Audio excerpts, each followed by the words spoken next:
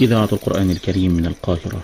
اللهم إن هذا صباحك قد أهل، فاجعل يا ربنا صباحنا صباح الصالحين، ومساءنا مساء الشاكرين، وألسنتنا ألسنة الذاكرين، وقلوبنا قلوب الخاشعين، وأبداننا أبدان الطائعين، وثبتنا واختم لنا بذلك.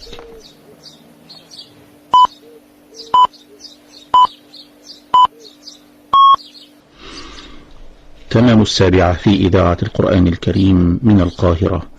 إخوة الإيمان، القارئ الشيخ محمد رفعت يتلو علينا بدءا من الآية 18 من سورة يونس.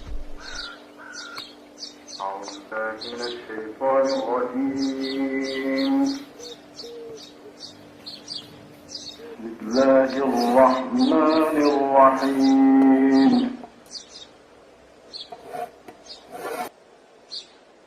ويعبدون من دون الله ما لا يضرهم ولا ينفعهم ويقولون